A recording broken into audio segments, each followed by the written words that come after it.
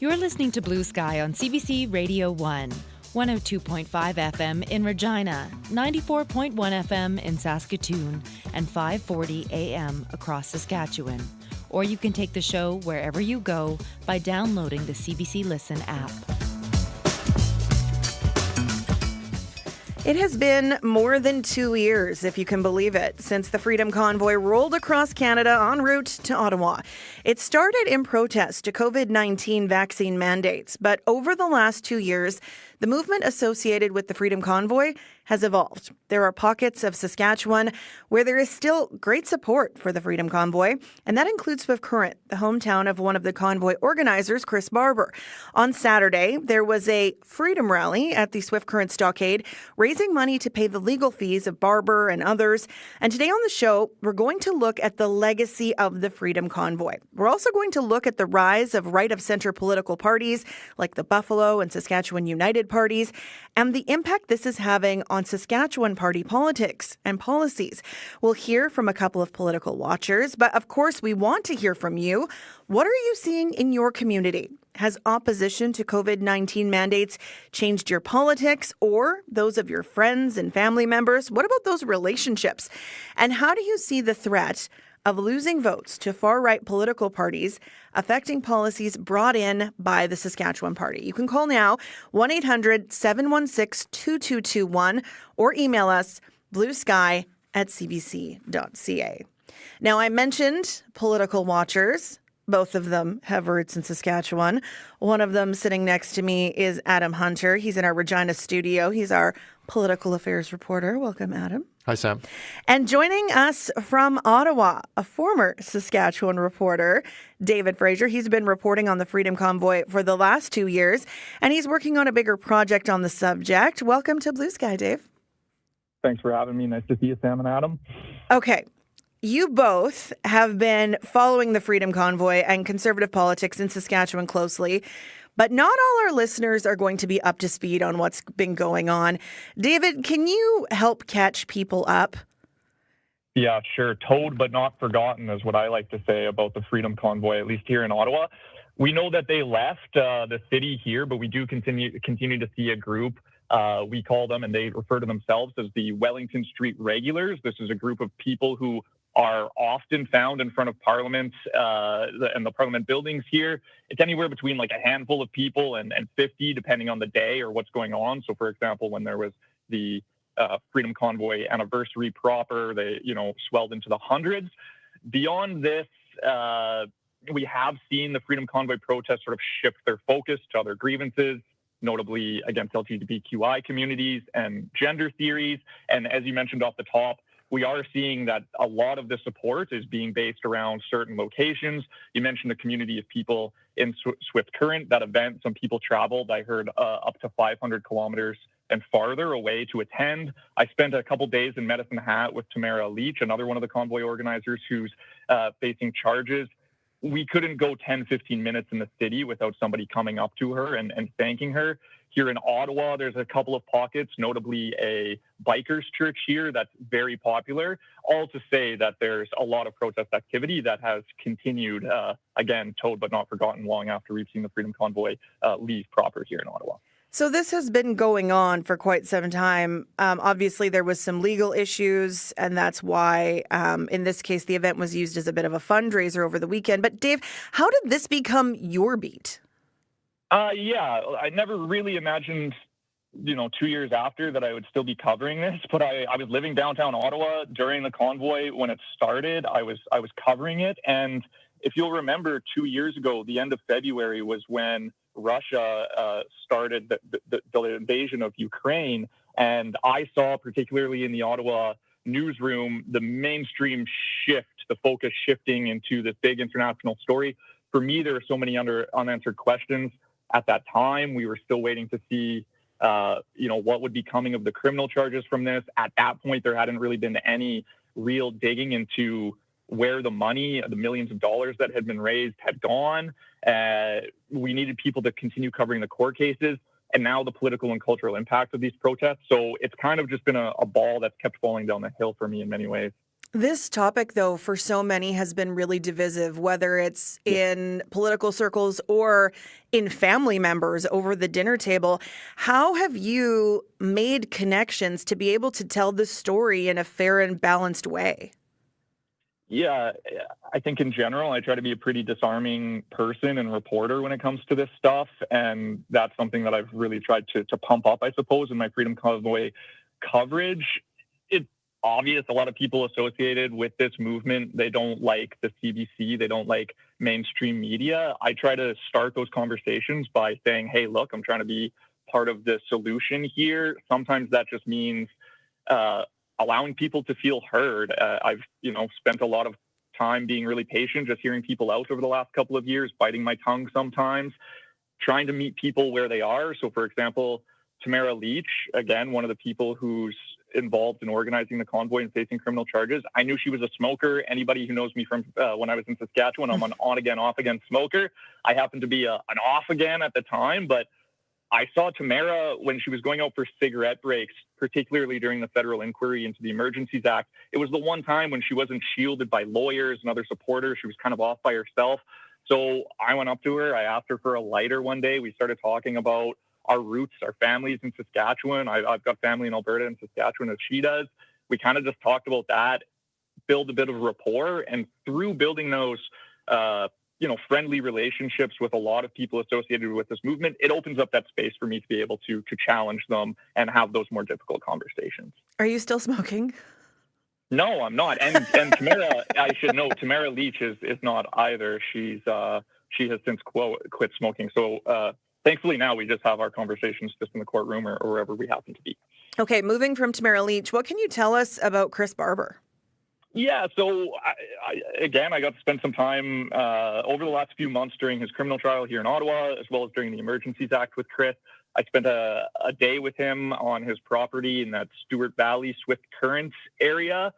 He's a small business owner. He runs 8 trucks off of his farm property. He's done this for about 35 years or so, and really for Chris, a guy who, grew up in Stewart Valley, an area, the closest property to his is a few minutes down the road. It's his parents. But he does travel for work quite a bit. During the pandemic, he was traveling back and forth between Canada and the U.S. He started to see the differences in how the two countries were dealing and managing their pandemic lockdowns. That really started to galvanize his frustration with the federal government, and he ended up being among the first trucks of protesters led into the city of Ottawa by Ottawa police and, stationed in front of Ottawa. He was looked to by many of the protests during the convoy here as a resource for information as well. So what's been happening in his life since that occupation, convoy, whatever word you'd like to use to describe it? Yeah, so he's really evolved, I think, over the last few years. That's his own admission. He says that he's evolved, and he's when I've spoken with him and when I was on his property out in Saskatchewan a couple of weeks ago, he has put some thought into how to repair some of the divisions politically in Canada, particularly in Saskatchewan as well. He's clearly a guy who's done a lot of thinking about federal politics and provincial politics over the past couple of years. Before we move on, I do want to make a note that we are live streaming this conversation. So it's not just a case of you can email in or you can give us a call. You can also comment on the streaming YouTube feed right now. If you go to CBC Saskatchewan's YouTube channel, you can see all 3 of us here in Saskatchewan and in Ottawa having the conversation, if that so fits your fancy. Dave, you spoke to Chris Barber for a bigger project that you're working on.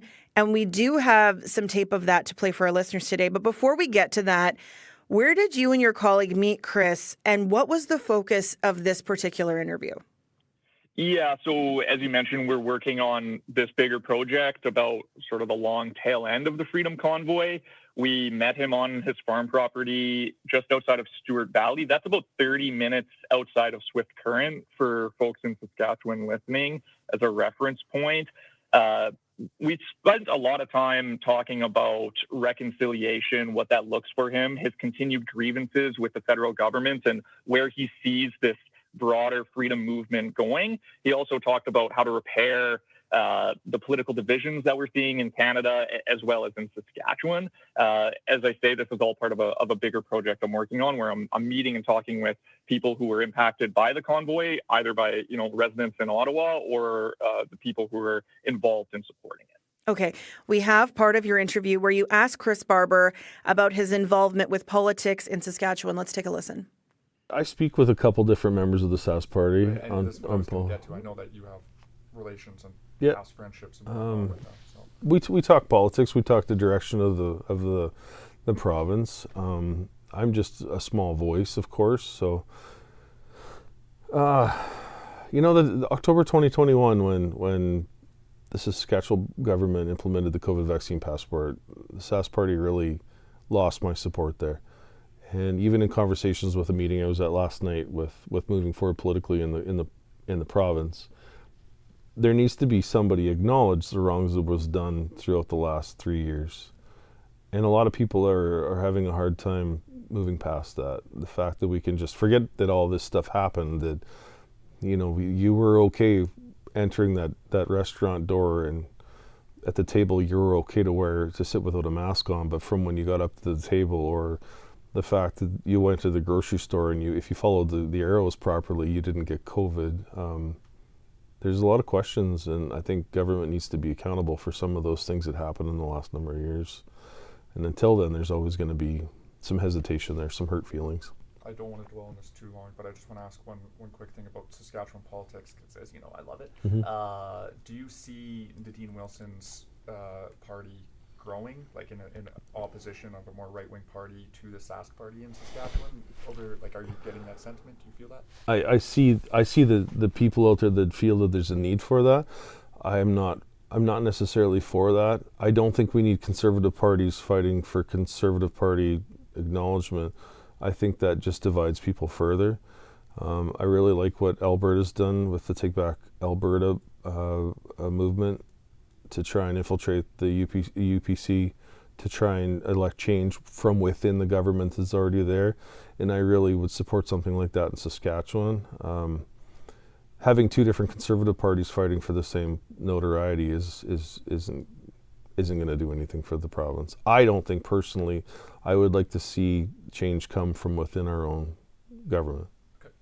Just to be clear, you're being courted provincially in Sask, or is it Alberta? No, Sask. Yeah. Just a couple people have asked me to take part in different things, and I kind of shy away from it. So. Okay. Anything else on that stuff before reconciliation? No, I just thought maybe there was a story. Yeah, give us the scoop. The news, the reporter coming out in you, right? Our colleagues in Saskatchewan will still like They'll probably want that little bit. I like Nadine. She's an awesome person. And I attended this thing last night in Leader, Saskatchewan. Nadine Ness was part of it, Unified Grassroots. And that was the goal of the meeting, was to have a conversation with people to try and to get involved with your local boards and in your government, and try and make sure your voices are heard within. And I think if the movement was to go anywhere right now, it should be politically. It should be get involved with your local school board. It should be get involved with your local municipality.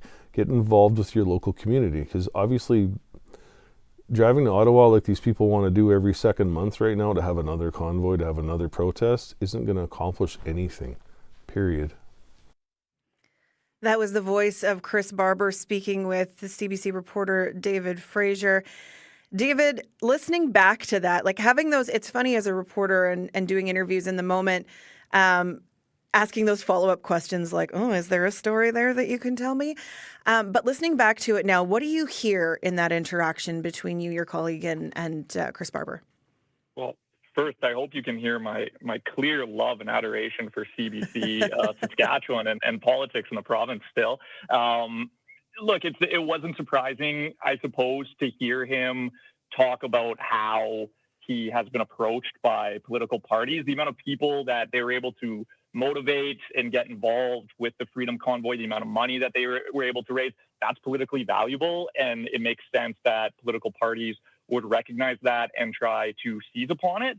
It's also fairly reflective, I think, of what many associated with the Freedom Convoy are saying. Of course, there's a lot of internal griping going on, but despite a few efforts to recreate the convoy that have failed, obviously, they haven't been able to. There's infinitely more efforts to try and get people engaged in local politics. You heard Chris Barber there mention a meeting in Leader Saskatchewan where they were discussing doing just this. I think that's something that we really should expect to see more of, particularly in Saskatchewan and Alberta, where a large base of these protesters and support is coming from. Things like contested school nominations, really competitive riding association nominations, stuff like this, I think we can expect to see more. And I think that's what Chris was really getting at there. I want to bring Adam Hunter, who's been patiently listening to all of this conversation, because Adam covers politics here at CBC Saskatchewan. You're interacting a lot with politicians on both sides of the floor, but also seeing the growth of these other parties. Listening to Chris Barber there, what did you glean from that conversation? A couple of things, and for our listeners who may not be familiar, there's a few names that were thrown out there. There was two Nadines that he spoke of, and I'll try and give people a quick sketch of who he's talking about. One is Nadine Wilson, who's a former Saskatchewan Party MLA. She's the MLA for Saskatchewan Rivers, and she was kicked out of caucus for misrepresenting her vaccination status a couple of years ago. She's since sat as an independent and then went and joined the Saskatchewan United Party and became their leader in 2022, and she's the only other party that's represented inside the legislature right now. There's the NDP in opposition, and then Nadine as the representative of the Saskatchewan United Party. The other Nadine that was mentioned was Nadine Ness. Now, that is a person who's came into some notoriety during the pandemic, specifically around 2021. And you heard Chris Barber talk about the measures, COVID-19 measures that were put in by the government. Nadine Ness was a part of a group called Unified Grassroots, who still exists to this day. And she made some news when it was revealed that she had an hour-long conversation on the phone with the premier protesting some of these measures that the government put in place. And the premier got heat on really both sides for either not listening to Nadine Ness and her group, or for maybe even listening to her at all, from people that were saying that the government was right to put in those measures. And so those two figures are kind of figuring prominently on the kind of outside looking into Saskatchewan politics right now, even though Nadine is in the legislature now. She's the only, as I mentioned, MLA, and she wasn't elected as a Saskatchewan United Party MLA. So today, interestingly, on Thursday, she gets to ask a question. Today was a morning question period. Nadine Wilson got to ask a question. Last week, she was actually kicked out of the legislature for not apologizing, and that was the first day and the first chance she got to ask a question. So I just wanted to sketch out those two people who we might hear about in the weeks and months to come. Okay, we will continue this conversation in just one moment. I do want to give people the opportunity to call if they have a question or a comment on what they've heard so far or what they're seeing politically in their area of the province. How has this affected your life or what you're seeing in provincial politics? You can call 1-800-716-2221, or you can email us, bluesky@cbc.ca, or you can comment on our live stream on our YouTube channel, which is also happening now at youtube.com/CBC-Sask. But David Shield is standing by with a look at your local headlines. Hi, David. Hi, Sam. The opposition NDP is asking the provincial government to pause the provincial fuel tax. The NDP says people are struggling and it's time to give some people a break. The Saskatchewan Party says it doesn't want to do that because fuel taxes are used for highways. A small town in southern Saskatchewan says its food bank needs help. The mayor of Wolseley says it barely has any food donations left. Gerald Hill says many working-class families are struggling. And a rare earth processing facility has received money from the federal government. The Saskatchewan Research Council's rare earth processing facility will receive $6 million from Prairie's Can. The federal minister says the processing facility will help the province turn into a national hub for rare earth elements. And I'll have a full newscast for you coming up at 1 o'clock. Thanks, David. You're welcome. The CBC's David Shield with a look at your local headlines. And like he said, he will be back at 1 o'clock. It's hard to put the pandemic into a timeline because we've lived in this weird time warp for such a long time that just this past week, we marked the 4th anniversary of the announcing of the pandemic. On the 12th, it was the anniversary of the first presumptive case. Remember when they were presumptive? The Junos were canceled in Saskatchewan. That happened 4 years ago this week. A lot has changed in this province over the last 4 years. And a lot of that is because of what's happened in provincial politics.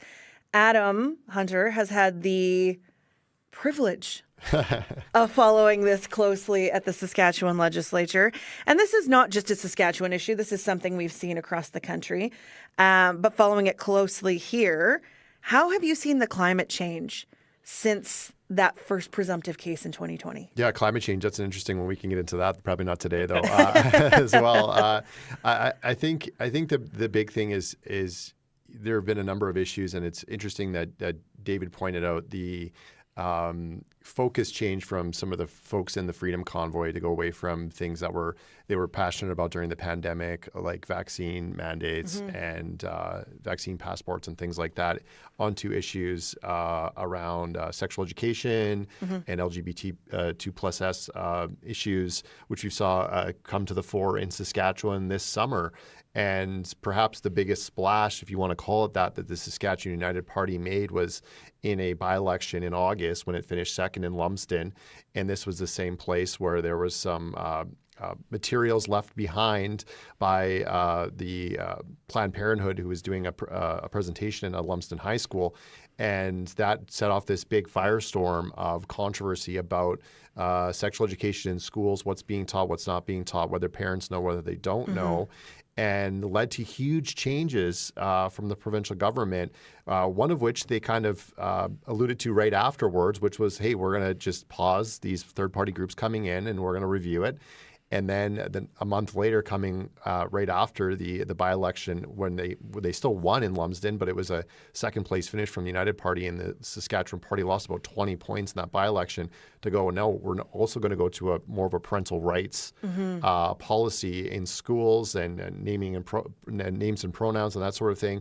And that went into all sorts of legal issues, and we covered that. And I think that was sort of the first real sign of, okay, there's something happening here where there was a grassroots movement of people who were upset about something. There was an election result that the government was reacting to. They were reacting to the two losses in Regina, where the NDP won and took seats back from the Saskatchewan Party that they'd historically won. They were reacting to a seat they held on to. And we have to go back to probably 2020, which was still the pandemic, which was the last provincial election, where the Buffalo Party came in second in a handful of rural ridings. They were a brand new party with very little advertising, very little notoriety.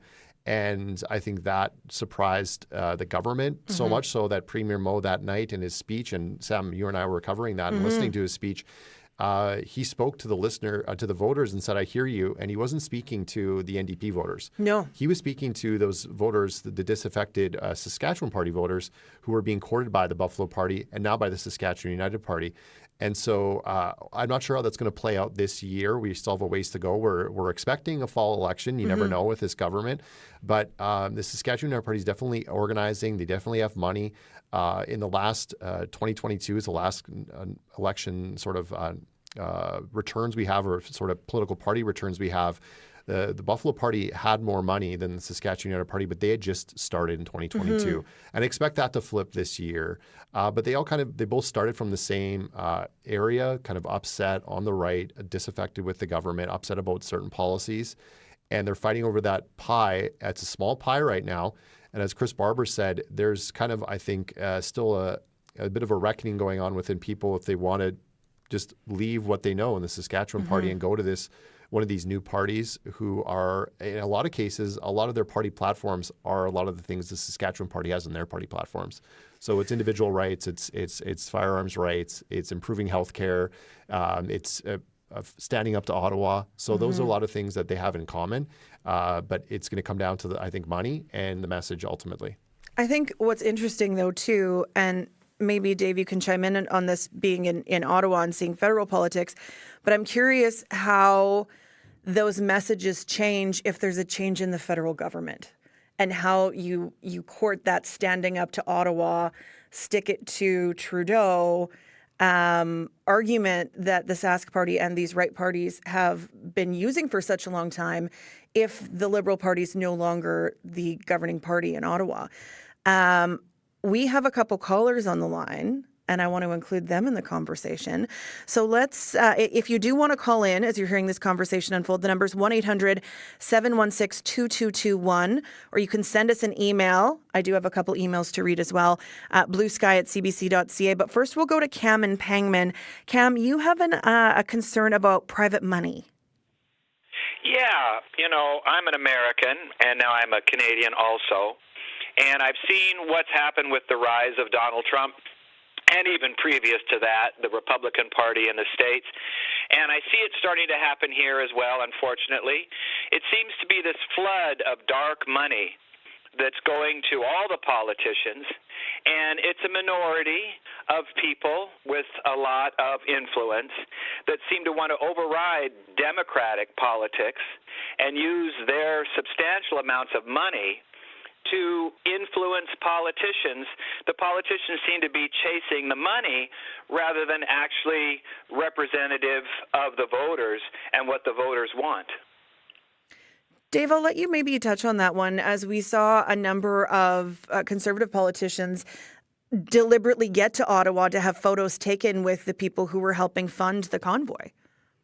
Yeah, and certainly we have seen, as I said off the top, a lot of politicians try to capture the political weight that the Freedom Convoy brought with us. And just a point on the money that was raised, it was about $20 million all in, I think, that was raised just for the Freedom Convoy. That's an extraordinary amount of money to raise in a political context in Canada.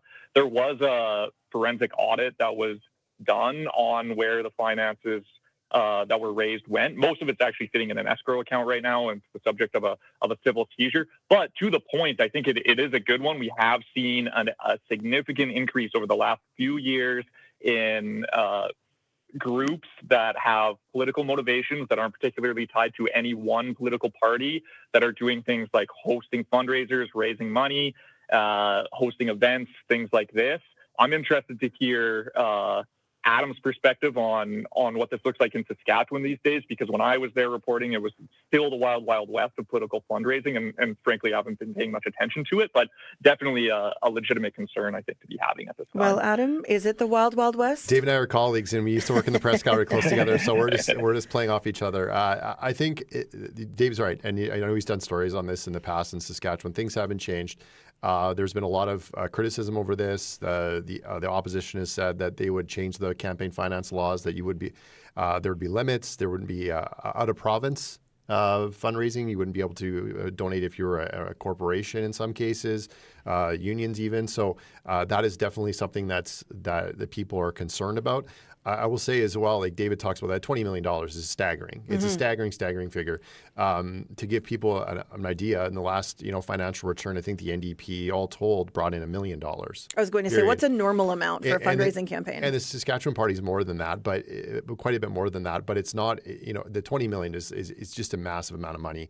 And you look at sort of the notoriety and the names, and there's Saskatchewan connections to that money and to this network that is, that the parties are all trying to fight over now as well to get that attention, because if you're a political party and you see something that's got that many people involved, and just regular citizen saying, okay, I'm going to donate this money, I'm sending you $100, $50, $25. The political parties all want a piece of that. That's federal parties and provincial parties, if they can get their hands on it, whether, as our caller points out, it's kind of this dark money, or if it's fully on the up and up and it's been audited.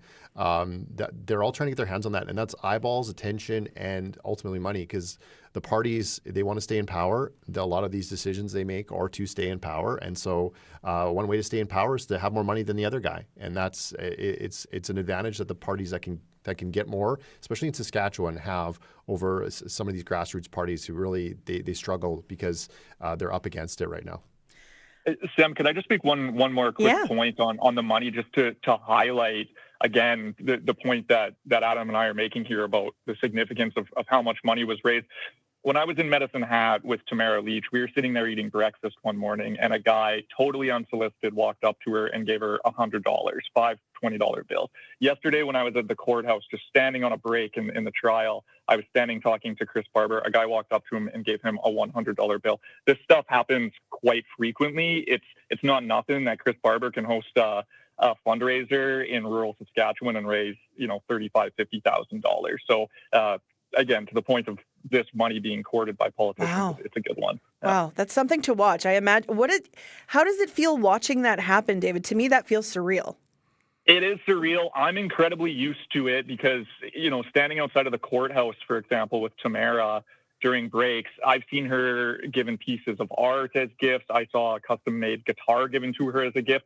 To me, it's kind of getting old hat seeing these reactions and people coming up and doing this stuff. I tell colleagues here in Ottawa, you can't go 15 minutes in this city with Tamara or Chris without somebody coming up to them, thanking them for what they did. They're heavily supported.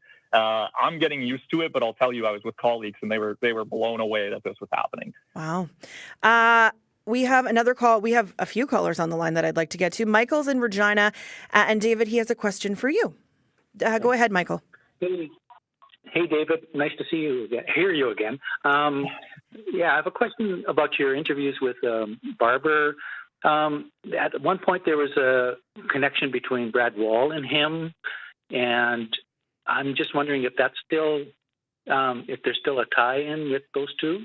And another question is, how do you sense his connection with his dealings with Christian fundamentalism? Because I feel that's the driving force behind the SUP. Yeah, both really good questions, Michael. On the point of the involvement of Brad Wall, look, Chris Barber and Brad Wall have a family connection. It's a loose one, and I probably won't get this right, but it's something like Chris Barber's ex-wife is married to a nephew of Brad Wall's. They're both from the Swift Current area. They know each other. There was some talk that Brad Wall was involved in this fundraiser in Swift Current recently. I haven't confirmed it, but I'm told that's not the case. I think since Brad Wall's name has been associated with Chris Barber, there's been a bit of an effort on Wall's side to disassociate and move away and not be seen to be associated with him. But there is a relationship there, again, tied to family. It's worth noting that Barber also has familial connections to other members of the Sask Party, MLAs as well.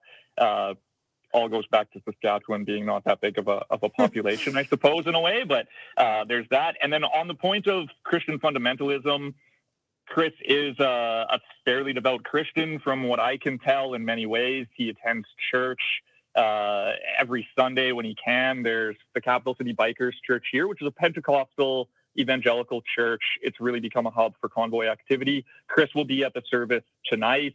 We're actually going as well tonight to do some gathering. We'll see him there. He will be supported heavily. There is a significant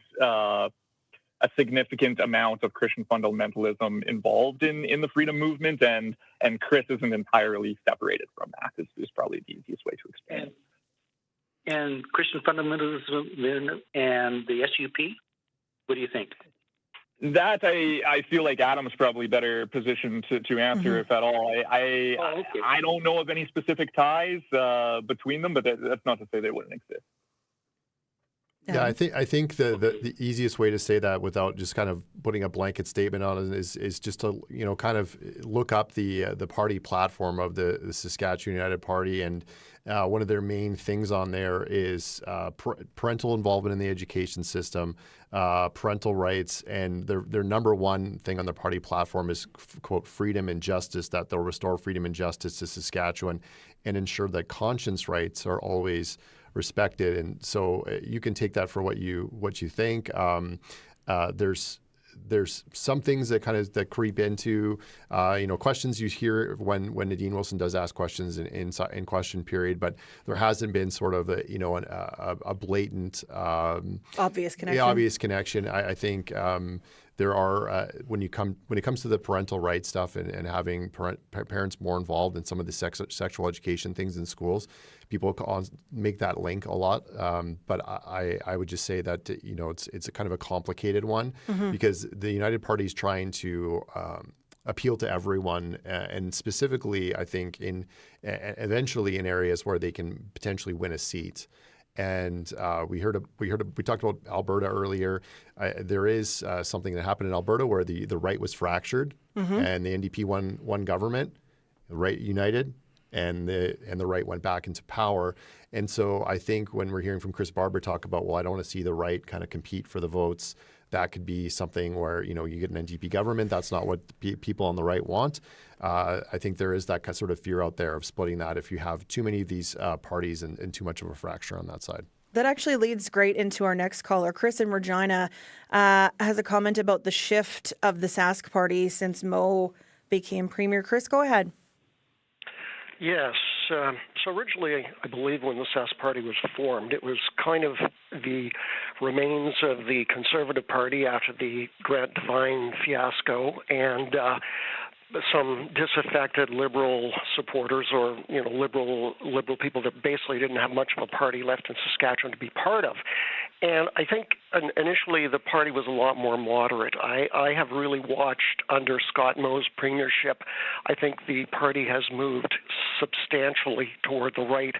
And the thing that concerns me is that it seems that his motivation is just vote getting. I wonder what he actually stands for, because his motivation just seems to be to do whatever is going to curry favor, even with the extreme elements of the electorate. And I mean, I refer back to what I call the pronoun panic of last year as a perfect example of that.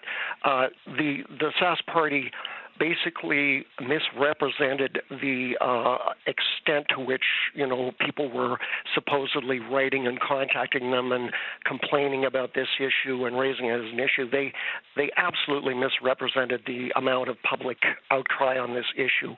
It was largely confined to that one constituency. It revolved around that issue in Lumsden. And they essentially then used a sledgehammer to kill a flea.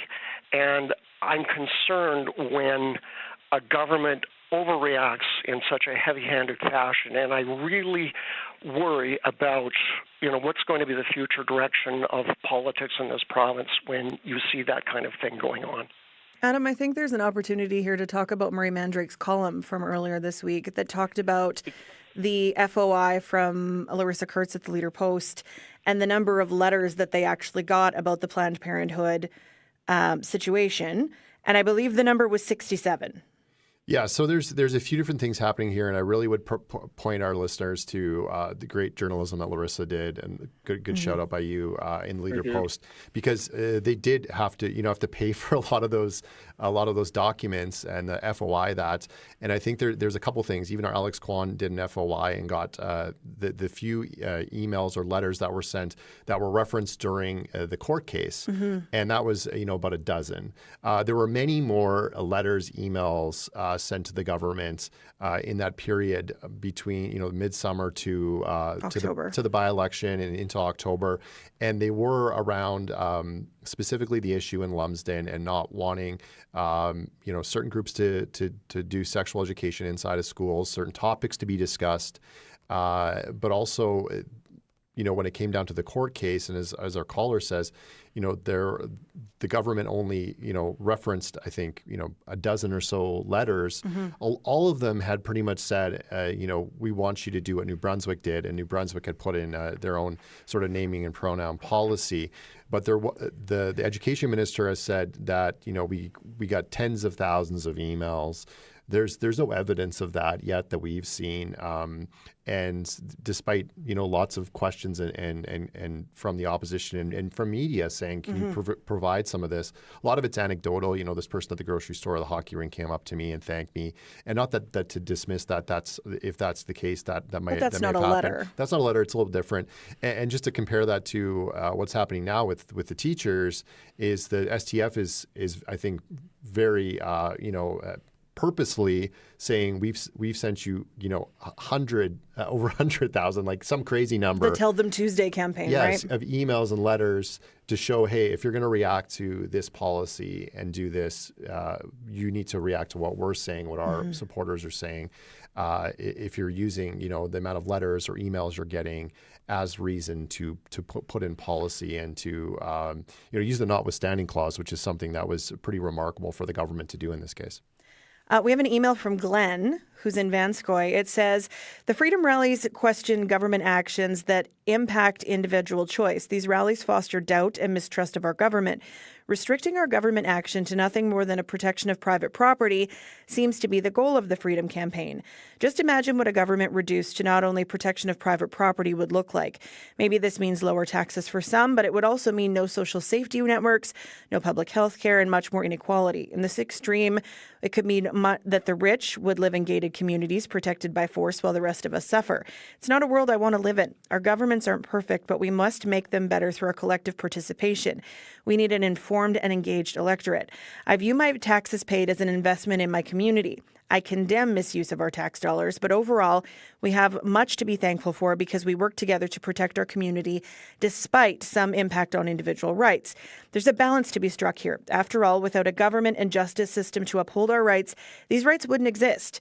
With rights come responsibilities. We have responsibilities to each other and are obliged to be good ancestors. We need to work together. I do not think the freedom extremists want to tear down our institutions and reduce our authorities to protection of property rights alone. We can do better together, and I accept that there will be some balance and compromise required of us all. Excuse me. That's Glenn in Vanscoy. And I think it's interesting because that does go back to what we heard from Chris Barber, Dave, where he says, you don't need to drive to Ottawa. You need to get involved in your communities and care about the things happening here, because that's where we make an impact. And that's something when I'm talking with people about municipal politics, where they say they don't vote in city elections, they don't pay attention to city council. That's the easiest way to make an impact on your community. It's literally the lowest hanging fruit because that's where your taxes are going first.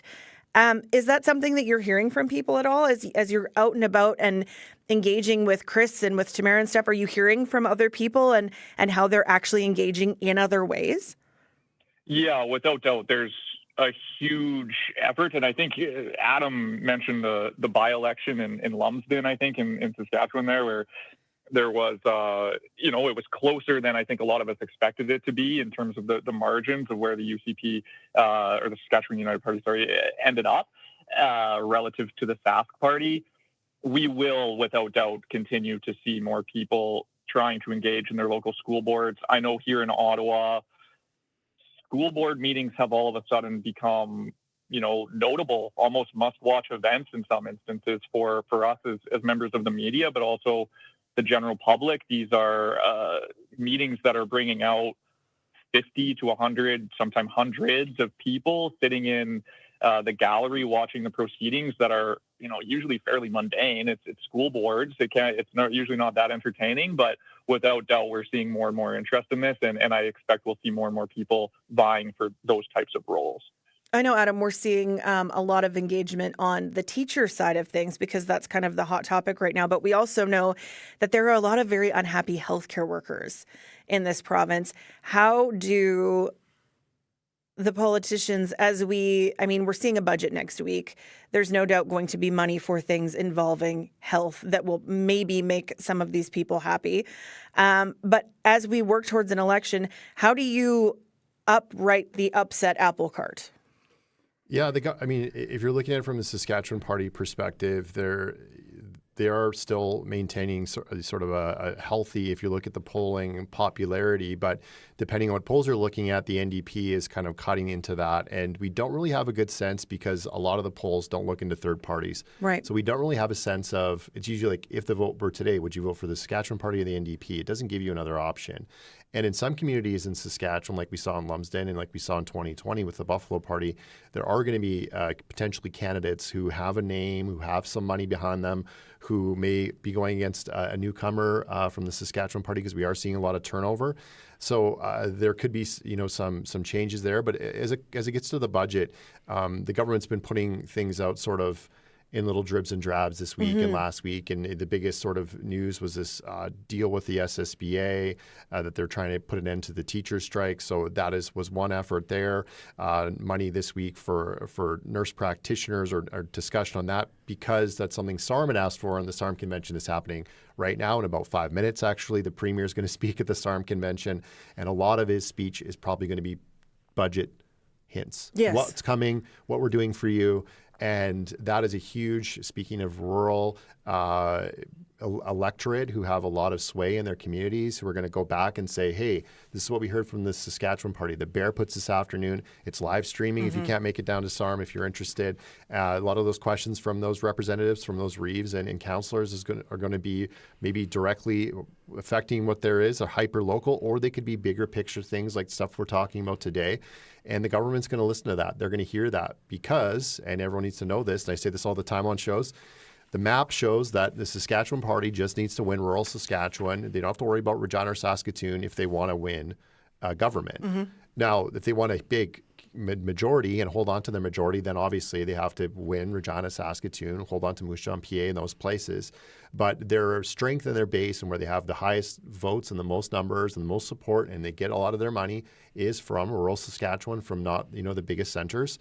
So a lot of times people say, well, they're not reflecting the issues in the cities. Maybe that's why. Maybe it does come down to, as a caller said, get elected. You want to try and stay in the game.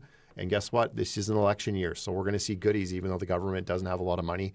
We're going to see things targeted to certain areas where they think they may be vulnerable for seats. And it may not be in Regina and Saskatoon because, if you look at the polls, the NDP is doing very well in those two cities. But it's a huge difference from now to when we could see an election in October or sooner, when people get down and decide to check a box or maybe not show up at all. I guess my last question for you, Adam, before we go, is you've got the Buffalo Party, you've got the Sask United Party, you've got the Saskatchewan Party. How do you, in some ridings, differentiate how they're different? Yeah, and you got the progressive conservatives who still have money and get money and are going to run candidates. And there was a lot of controversy when the Saskatchewan United Party started up. The PCs were some of the people who said, hey, they're doing some shady business here, all allegedly, but they're fighting for that. And then you have the Progress Party. The Liberals renamed themselves the Progress Party. So you have the progressive conservatives on the ballot with the So you're talking about like differentiating policy-wise. I'm saying just when you look at the sheet. They all look the same. They're going to look, some of them, like Saskatchewan United Party and SP are going to look the same. Progress and Progressive Conservative Party are going to look the same. So those are going to be but when it comes to differentiating, I think it's going to be something hyper-local. It's going to be coming down to who's running in that riding and what they're bringing to the table. Well, thank you for your insight and all of your work. You're welcome. David Fraser, thank you for the insight and all of the love from Ottawa for Saskatchewan. Of course, we feel it. Thanks for having me. Happy to be on CBC Saskatchewan anytime. You're going back to court, I'm assuming? I am. I'm going to run back to a courthouse right now for the Tamara Leach Chris Barber trial. You bet. All right. Thank you so much for being here and for your time today. Thank you.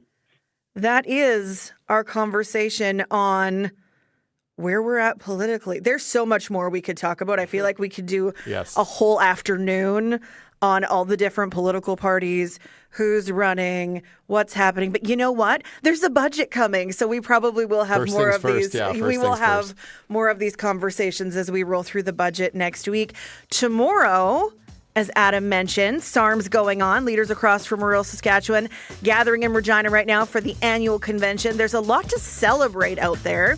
Some communities are bucking the trend of out-migration and working to make their communities vibrant centers. So on the next Blue Sky, we're going to take you to Lanigan, to Moosomin, to Shaunavon and others. And we're going to talk about thriving instead of just surviving in rural Saskatchewan. So join that conversation between 12 and 1. That is all the time we have for today. Thanks to Dave and to Adam and for all of you for your insight and your questions. If you did have thoughts today that you wanted to share but didn't get a chance to, you can always send us an email. That's bluesky@cbc.ca. I hope you will join Peter Mills here for the afternoon edition from 4 till 6 here on CBC Radio 1.